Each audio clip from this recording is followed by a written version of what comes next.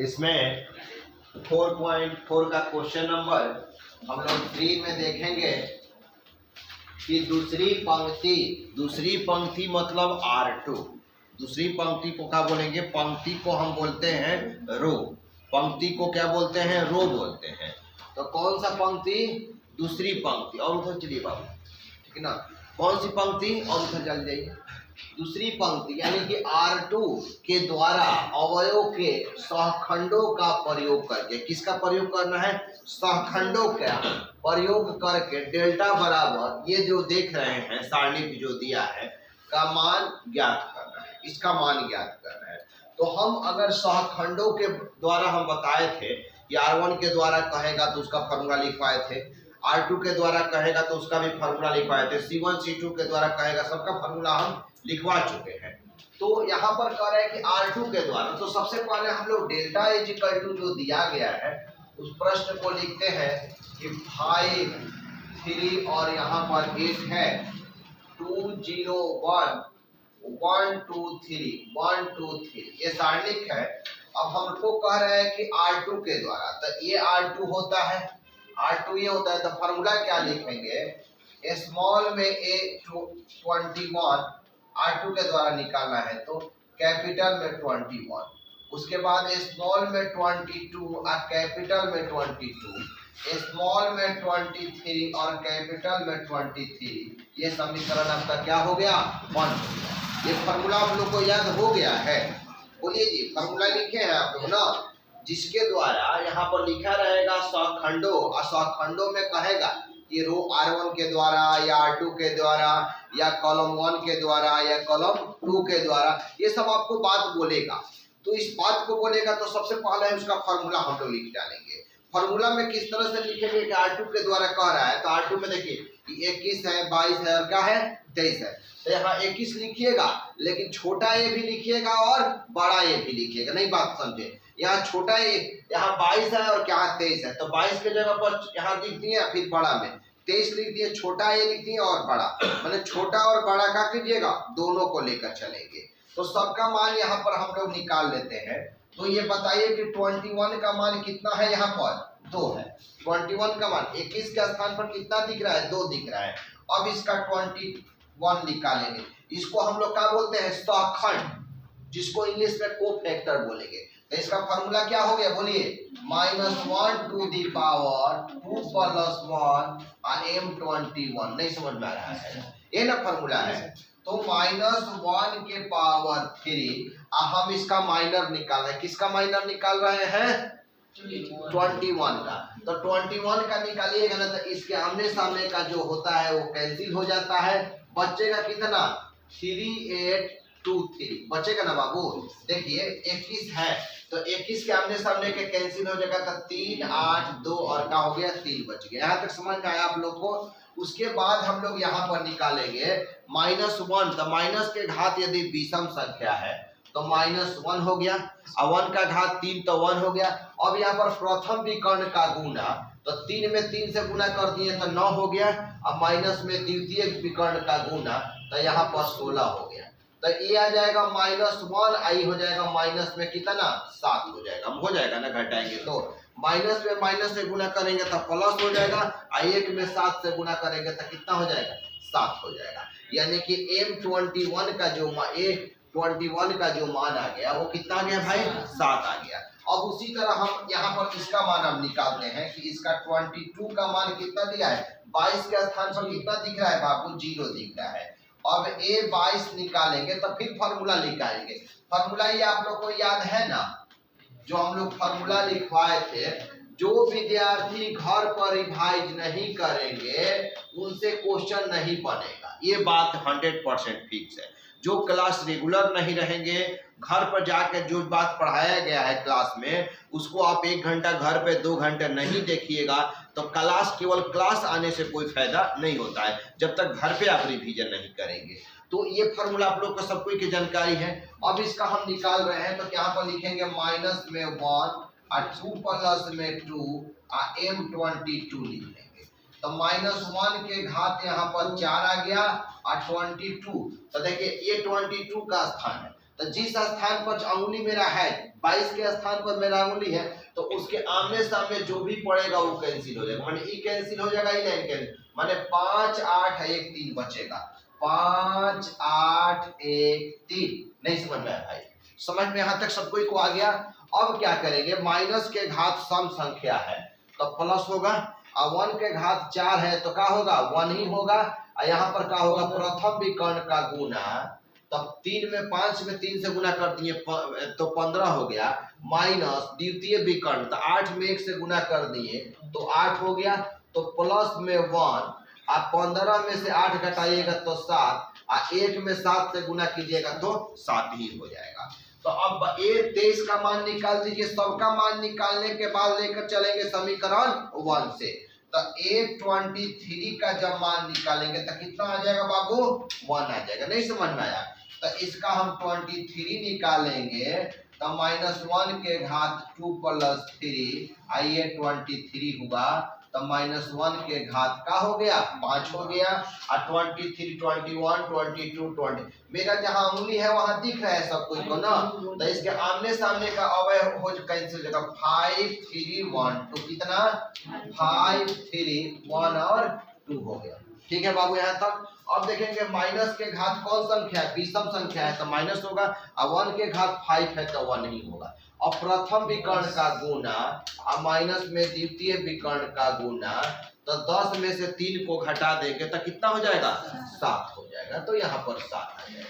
तो गुना करेंगे तो माइनस हो गया, 1 में 7 से गुना करेंगे तो 7 हो गया, यानी सबका मान हम निकाल चुके हैं। अब हम समीकरण 1 से लेकर चल रहे हैं, तो लिखेंगे समीकरण 1 से, तो अब यहाँ पर हम लिखेंगे समीकरण 1 से, तो समीकरण 1 जो है वो डेल्टा बराबर A21 और बड़ा 21 हो गया, ये 22 आ गया, ये भी 22 हुआ, ये 23 है और ये 23 है, तो सबका मान यहाँ पर रखेंगे। तो 21 का मान कितना दिख रहा है बाबू, देखिए यहाँ पर 2 दिख रहा है, तो 2 लिख दिए, बात समझ में आया ना। और बड़ा A21 का मान कितना आया है, वहां पर आ जाइएगा तो 7 आया है, तो यहाँ पर 7 रखेंगे ना, गुना है दोनों में। अब 22 का मान कितना है बाबू, 0 है, और गुना इसका 22 का मान जो आया है वो भी 7 ही आया है, तो यहाँ पर 7 लिख दिए, प्लस का चिन्ह दे दिए। अब 23 का मान कितना है भाई, 1 है, और इनटू में A23 का मान कितना आया हुआ है, -7 आया है, तो पोस्ट में रखिएगा। नहीं समझ में आया? अब डेल्टा बराबर का हो गया, 2 में 7 से गुना करेंगे तो 14, यहाँ पर 0 में 7 से गुना करिएगा तो 0, अब ये गुना है तो प्लस में माइनस से गुना करिएगा तो माइनस, 1 में 7 से गुना कीजिएगा तो 7 हो जाएगा। तो डेल्टा बराबर, ये तो 0 है तो 14 में 7 घटा दीजिएगा तो कितना होगा, 7 होगा, यानी कि इसका मान जो ज्ञात करने के लिए कह रहे हैं मान ज्ञात के, तो इसका मान कितना होगा, 7 होगा। एक बार और समझाते हैं भाई, देखिए जिस प्रकार आप लोग क्वेश्चन नंबर 3 सॉल्व किए हैं, सेम उसी तरह क्वेश्चन नंबर 4 सॉल्व करेंगे। केवल सबसे स्टार्टिंग में देख लीजिए कि किसके द्वारा मान निकालने के लिए कह रहा है, तो तीसरे स्तंभ से कह रहा है, स्तंभ को हम लोग कॉलम बोलेंगे, यानी तीसरे स्तंभ यानी कि C3 के द्वारा कह रहा है, अवयव को खंडों का प्रयोग करके डेल्टा बराबर दिया है उतना, उसका क्या करना है, मान प्राप्त करना है। तो यहाँ से सॉल्व करिएगा आप, और ये डेल्टा इक्वल टू जो दिया है x y z, उसके बाद 1y और ये zx हो गया, 1z और यहाँ पर xy हुआ।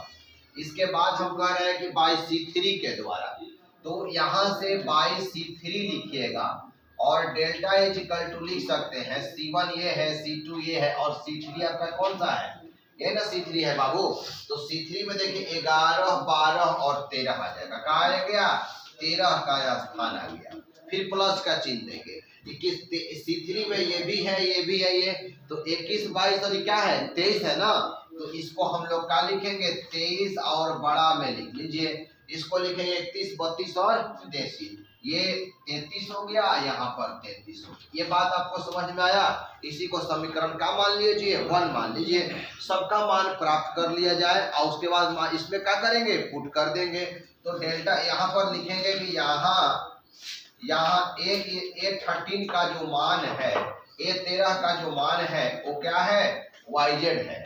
उसके बाद हम बड़ा यहाँ पर A लिखते हैं, तो -1 के पावर का हो गया और यहाँ पर 13 हो गया, तो -1 के पावर कितना हो गया, 4 हो गया। और 13 जब आप निकालिएगा कि 13 निकालिएगा तो 11 बार तो ये खत्म और इसका आमने सामने का खत्म, क्या बच गया 1y 1z ना बाबू, 1y 1z समझ में आया। तो यहाँ प्लस में हो जाएगा 1, चूंकि यहाँ पर माइनस के घात सम संख्या है धनात्मक हो गया, और 1 के घात 4 है तो 1 ही होगा। और यहाँ पर क्या करेंगे कि प्रथम विकर्ण का गुना और माइनस का हो जाएगा द्वितीय विकर्ण का गुना, होगा ना। प्रथम विकर्ण का गुना माइनस द्वितीय विकर्ण का गुना, और 1 से इतना में गुना करिएगा तो क्या होगा, z माइनस कितना आ जाएगा y, इतना ही ना रह जाएगा। अब इसके बाद हम लोग निकालेंगे 23, तो यहाँ से जब हम 23 निकालेंगे तो 21 22 तक यहाँ पर zx है तो zx लिख दिए। आइए आपका 23 आया तो -1 टू दी पावर 2 + 3, आइए 23 हो गया। तो हम लोग लिखेंगे -1 टू दी पावर, यहाँ पर क्या हो गया 3 और 2 5 हो गया, और 23 का सारणी का अगर लिखना होगा 23 का तो 21 20, तो ये कैंसिल हो जाएगा, ये कैंसिल हो जाएगा ना जी कैंसिल। तो 1x 1z कितना बचा 1x 1z, बात नहीं समझ में आया। तो यहाँ पर क्या हो जाएगा माइनस में 1 होगा ना, और उसके बाद प्रथम विकर्ण का गुना और माइनस द्वितीय विकर्ण का गुना। तो अब क्या है बाबू, यहाँ इसके पहले माइनस है तो माइनस से जब गुना कीजिएगा, ठीक से बैठो बाबू, माइनस से गुना करिएगा तो ये क्या हो जाएगा प्लस में हो जाएगा, और प्लस वाला क्या हो जाएगा माइनस में हो जाएगा। तो x माइनस क्या होगा z होगा, नहीं समझ में आया। -1 से गुना करेंगे तो यहाँ से माइनस से इन दोनों में गुना करेंगे तो माइनस वाला क्या हो जाएगा प्लस, और प्लस वाला जैसे z के पहले प्लस का चिन्ह है तो z के पहले माइनस का चिन्ह हो गया, x के पहले माइनस का चिन्ह है तो x के पहले किसका चिन्ह हो गया प्लस का चिन्ह हो गया। उसके बाद हम लोग निकालेंगे 33, तो ये 33 है 31 32, तो x × y है और ये 33 है तो -1 हो गया, 3 + 3, आइए 33 हो गया।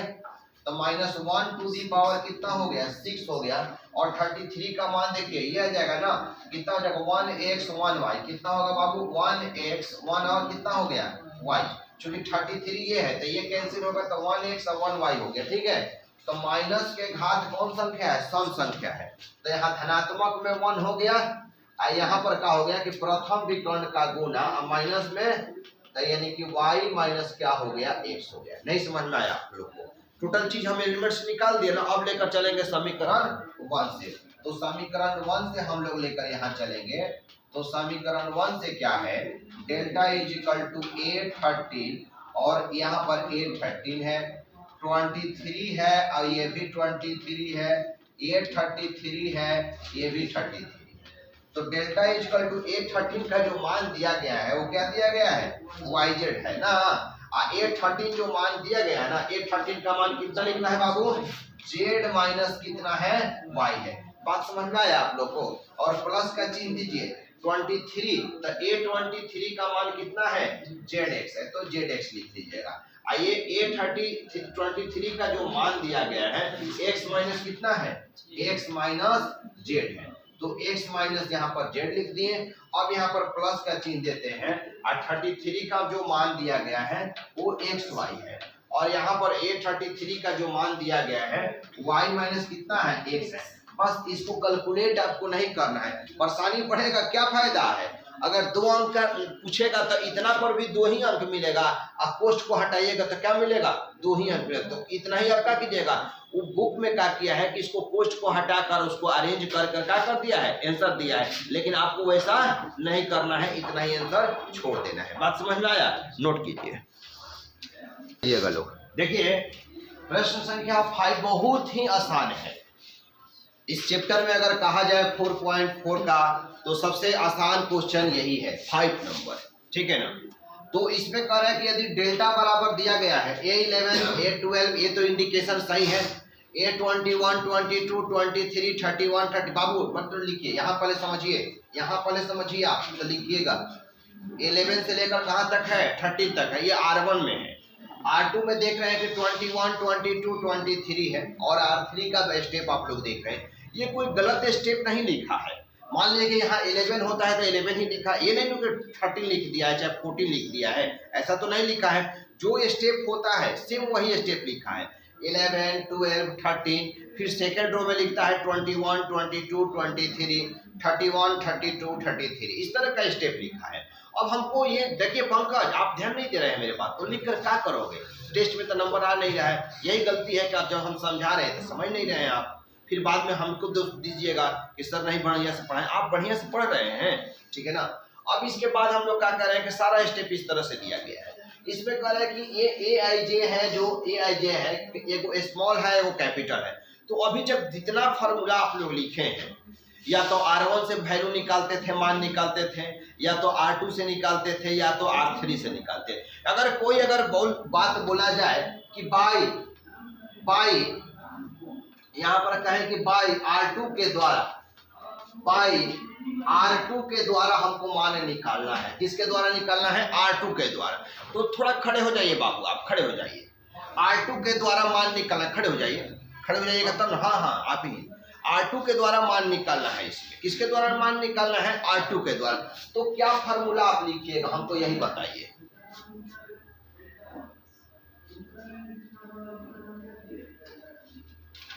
बस बैठ जाइए, इतना समय नहीं लगता है जीरा सर की क्लास में।